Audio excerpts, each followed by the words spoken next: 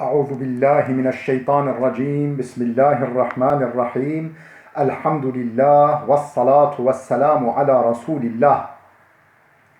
Değerli arkadaşlar, Muhammed Ali Es-Sabuni'nin Et-Tefsirul Vadihul Muyesser adlı eserinden Fatiha suresi ve Amme cüzü kısmından 56. dersimizi yapmak üzere birlikteyiz. Geçen dersimizde tam olarak Tefsiru Suretil Kari'a, Kari'a suresi tefsirinin başına gelmiştik. Kari'a suresi 11 ayettir. Mekke'de nazil olmuştur. Adını El-Kari'atu Mel-Kari'ah diye başlayan birinci ve ikinci ayetinde geçen, daha doğrusu birinci, ikinci ve üçüncü ayetinde geçen El-Kari'a kelimesinden almaktadır. El-Kari'a ne demektir? Ansızın kapıyı çalan, kapıyı çarpan, ansızın gelip çatan anlamına geliyor ki kıyametin bir ismidir. Kıyametin pek çok ismi var. Bir ismi de El-Kari'adır. Yani böyle şok edici bir biçimde çarpan, gümbür gümbür insanın beklemediği bir anda kapısını çalan anlamına geliyor.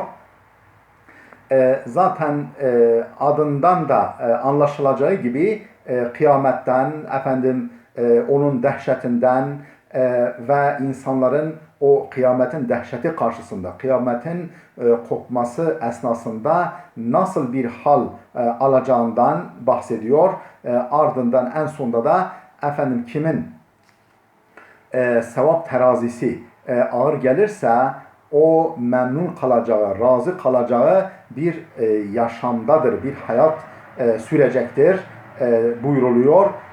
Kimin de sevap terazisi hafif gelirse onun varacağı yer, onu dört gözle bekleyen, onu sımsıkı kucaklayacak olan cehennemdir. O yani cehennem ateşidir deniyor. فَاُمُّ هَاوِيَةً sen o haviye yani uçurum, cehennem uçurumudur. Sen o haviyenin ne olduğunu bilir misin? O kızgın bir ateştir diye 11. ayetle sona eriyor. Her zaman yaptığımız gibi kısa bir mealini verelim. Ardından tefsirimizi arz edelim. Estaizu billah, bismillahirrahmanirrahim. El-Kari'ah, o çarpan. Mel-Kari'ah, nedir o çarpan? Nedir o çarpacak olan? Ve ma edrake mel-Kari'ah, nereden bilirsin? Nereden bilesin o çarpanın, o ansızın insanların kapısını çalacak olanın ne olduğunu sen nereden bileceksin ya Muhammed? O kadar dehşetli bir şeydir ki sen peygamber olmana rağmen bunu bilemezsin, mahiyetini anlayamazsın buyruluyor. Ondan sonra ardından yevme yekunun nasu kel farashil mebthûth, o gün insanların yerlere saçılmış, yani ateşe çarpıp bir ışık kaynağına çarpıp serseme dönüp yerlere serilmiş pervanelere dönerler. Ve tekunul cibalu kel ihnil menfuş, dağlar atılmış renkli yüne dönerler. Değişik renklerle renklenmiş yüne dönerler. Yani atılmış, hallaşlanmış yüne dönerler. فَاَمَّا مَنْ ثَقُلَتْ مَوَازِينُهُ, sevap tartıları ağır gelen insanlara gelince فَهُوَ فِي عِيشَةٍ رَاضِيَةٍ, o nerededir? Razı kalacağı, memnun kalacağı, hoşnut olacağı bir hayattadır, bir hayat sürecektir. وَاَمَّا مَنْ خَفَّتْ مَوَازِينُهُ, sevap tartıları, sevap terazileri hafif gelenlere gelince فَاُمُّهُ هَاوِيَةٍ, onun anası, onun sığınacağı yer, barınacağı yer, onu bekleyen, dört gözle bekleyen yer haviyedir. وَمَا اَدْرَاكَ مَاهِيَةٍ, o haviyenin ne olduğunu nereden bilesin? Sana ne bildirdi? Nereden bilebilirsin ki? Narun hamiye, o kızgın bir ateştir Cehennemi Allah muhafaza bu şekilde tasvir ederek sona eriyor Sure-i Celile. Şimdi meale şerifimizi verdik. Efendim şimdi tefsirimizi okuyalım. El-Qari'ah, mel-Qari'ah ve ma adrake mel-Qari'ah. Diyor ki devamında lil kıyameti esma'u adidetun. Kıyametin birçok isimleri var. Minha. Onların bir kısmı şunlardır. Kıyametin pek çok ismi var. Onların bir kısmı şunlardır. Es-Sâkhah, Et-Tâmmeh, El-Vâki'ah, El-Gâşiyeh, El-Qâri'ah. Es-Sâkhah o kulak zarını patlatan, kulak zarını yırtan sesiyle gelen kıyamet, gelen olay. Et-Tâmmeh her tarafı bürüyecek olan büyük felaket. El-Vâki'a o gerçekler gerçeği. O tam anlamıyla gerçek ve oluşunda en ufak bir tereddüt bulunmayan hakikat anlamına geliyor. El-Gâşiye her tarafı bürüyecek olan hiçbir şeyin ondan yakasını kurtaramayacağı, etkisinden kurtulamayacağı hakikat olay demektir gâşiye. El-Qari'a çarpan etkisi yapan, çarpacak olan, ansızın insanların kapısını çalacak olan, gümbür gümbür çalacak olan hakikat, olay isimleri var kıyametin. Ve suratu tezkuruhuna ismen min esmaiha. Sure burada kıyametin isimlerinden bir tanesini zikretmektedir. Ve hiye el-Qari'a. O da el-Qari'a ismidir. Kıyametin summiyet bizalike li'enneha taqra'ul halâika bi ehvâliha ve funûni şedâidiha ve efzâiha. Ve summiyet bizalike.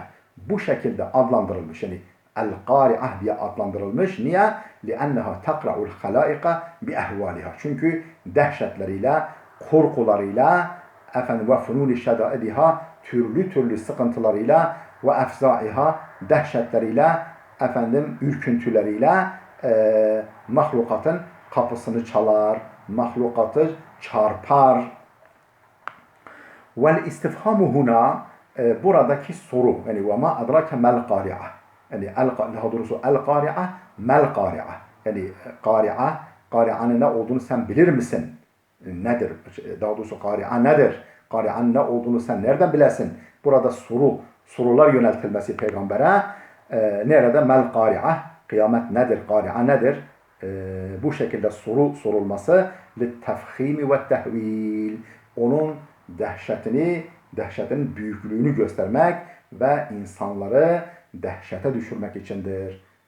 Tefhim yani onun azametini, muazzamlığını, dehşetini, tehvil de onun korkunçluğunu, ürkütücülüğünü beyan etmek içindir. Vel ma'na mesaj şudur.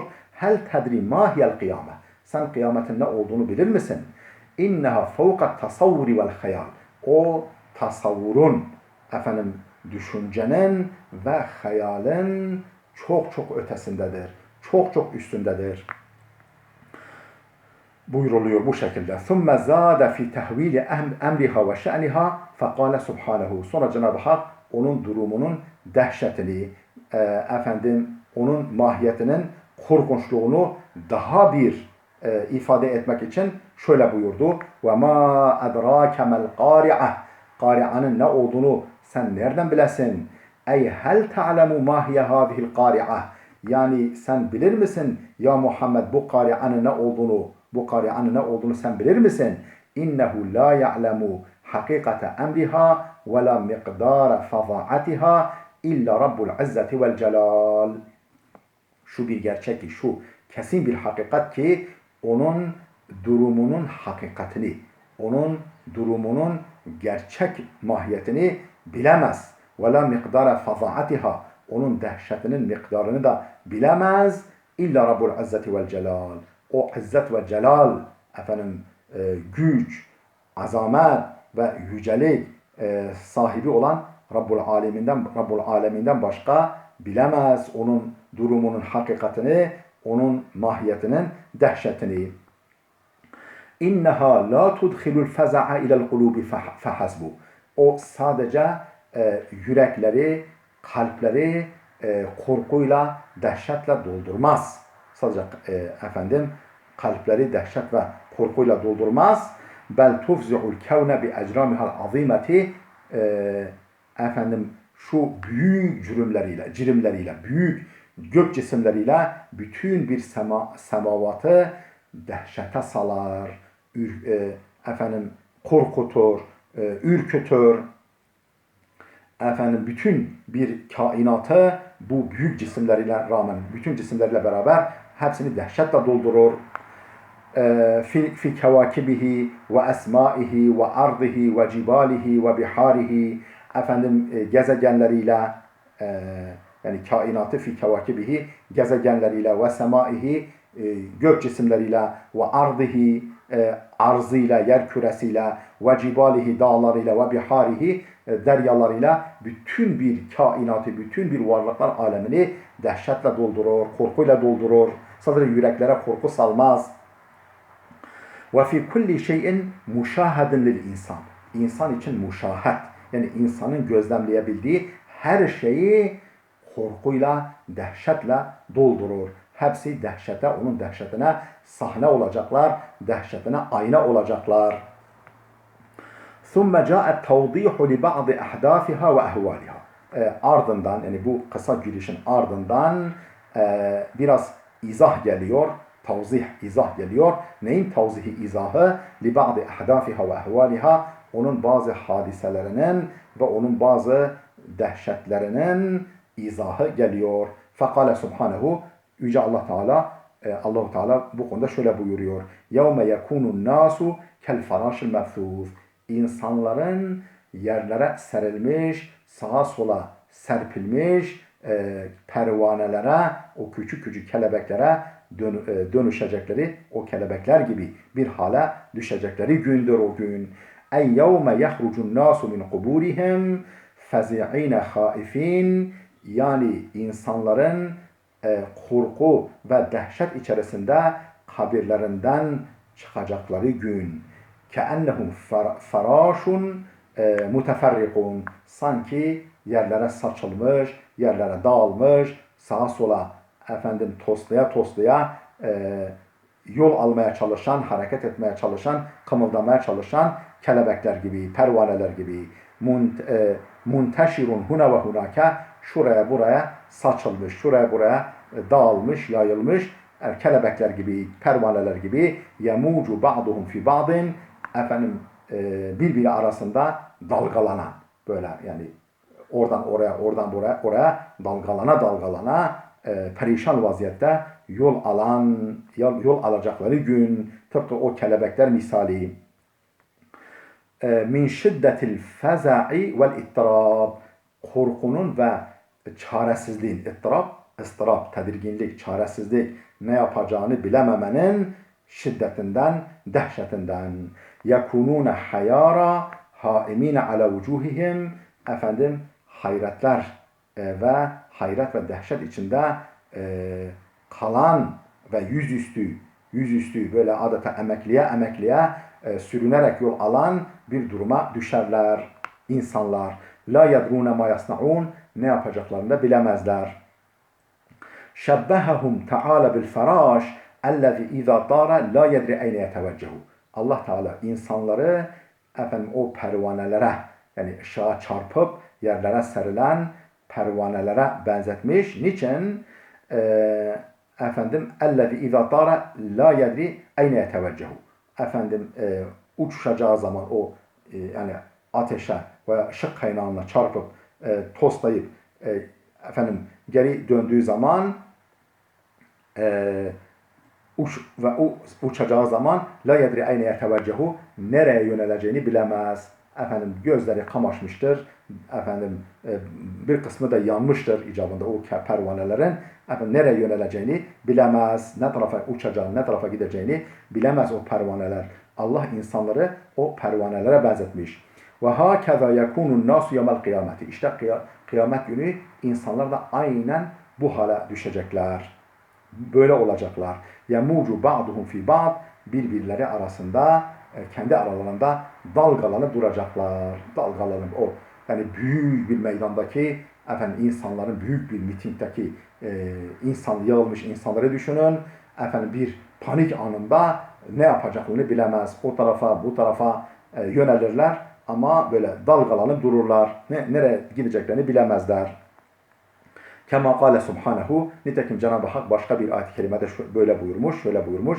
Ve terekna ba'dahum yevme izen yemucu fi ba'd. Onları yani kendi aralarında birbirleri içerisinde dalgalanmaya bırakırız, dalgalanmaya terk ederiz. El ayete.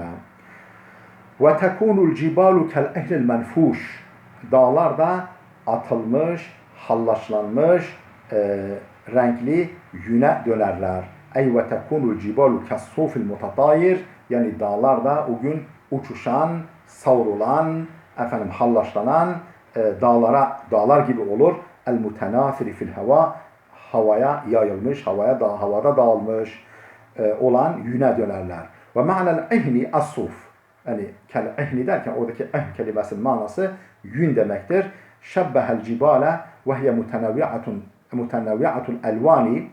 Allah Teala türlü türlü renklerde olan dağları benzetmiş ki minhal ebyadu, bir kısmı beyazdır dağların, vel ahmaru, bir kısmı kırmızıdır rengi, vel esvedu, bir kısmı siyahtır dağların toprakları, taşları. فَعِنْدَ تَطَيُّرِهَا تُشْبِهُ الصُّوفَ الْمُلَوَّنِ.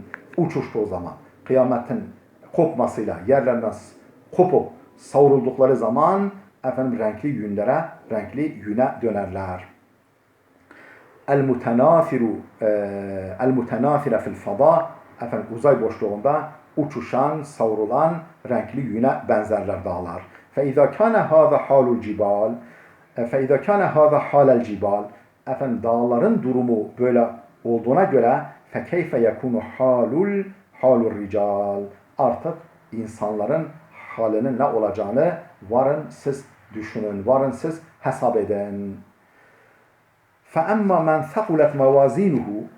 Sevap tartıları, sevap kefeleri, günahları, sevapları tartan terazilerinin sevap kefeleri ağır basanlara gelince, yani sevapları çok olanlara gelince فَهُوَ فِي عِيشَةٍ رَاضِيَةٍ. O hoşnut kalacağı bir hayattadır. Bir hayata sahip olacaktır, bir yaşantıya sahip olacaktır. Ey fe'emmel mu'minü'llezî racahat hasenatuhu ala seyyiatihi. Yani haseneleri, iyilikleri, kötülüklerine ağır basan, daha fazla gelen mümine gelince فَهُوَ فِي ذَٰلِكَ الْيَوْمِ فِي لَذَّةٍ وَسَعَادَةٍ وَهَنَاءٍ. O gün lezzet, saadet ve huzur içinde olacaktır. Yarda anha sahibuha, öyle bir saadet, öyle bir lezzet, öyle bir huzurlu hayat ki sahibi o hayattan razı. لأنه يكون في جنان الخلد والنعيم. Çünkü sonsuzluk, ölümsüzlük ve nimetlerle dolu cennetlerde olacak o sevap tartıları ağır basanlar. Ve emma men haffet mevazinuhu. Sevap kefeleri, sevap terazileri ağır, hafif gelenlere gelince, hafif kalanlara gelince fe ummuhu haviye. Onun annesi, onu kucaklayacak olan, dört gözle onu bekleyen ve onu bağrında barındıracak olan nedir? Haviyedir. Haviye yani cehennem uçurumudur. Ey ve emma men zâdet seyyiâtuhu ala hasenâtihi. Yani kötülükleri iyiliklerine ağır basan, ondan fazla gelen kimselere gelince ve kâne kâfiran la yu'minu billah, ve Allah'a inanmayan kafirlerden olan kimselere gelince فَنَارُ cehenneme ummuhu ve masiruhu ve me'vahu. Cehennem ateşi onun anasıdır, onun varacağı yerdir, onun kalacağı, barınacağı yerdir. La meskene lehu gayruha. Ondan başka meskeni yoktur onun. Ve hiye me'vel eşkıyâ'il muslimin. O cehennem suçlu bedbahtların varacağı, barınacağı, kalacağı mekandır. Tadummuhum ileyha. O cehennem onları kucaklayacak, onları bağrına basacak. Onları zaten dört gözle beklemektedir cezalandırmak için. Kema tadumbul ummu evladaha, tıpkı annenin evladını bağrına basması gibi, kucaklaması gibi. Ve ma edrake mahiye. O haviyenin ne olduğunu sen bilir misin ya Muhammed? Narun hamiye. Kızgın bir ateştir. Ey ve ma a'lemeke mahiye hadihil haviye. Yani sen nereden bilebilirsin bu haviyenin ne olduğunu? İnneha narun mutenahiyetun fil harri ve şidde. O hararet ve sıkıntının, şiddetin zirvesinde olan bir ateştir.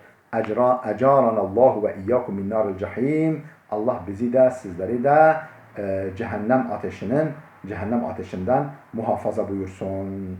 İnteha tefsiru suretil Kari'a. Kari'a suresinin tefsiri burada sona erdi. Değerli dostlar, dersimiz de burada bitsin. Gelecek dersimize kadar Allah'a emanet olun.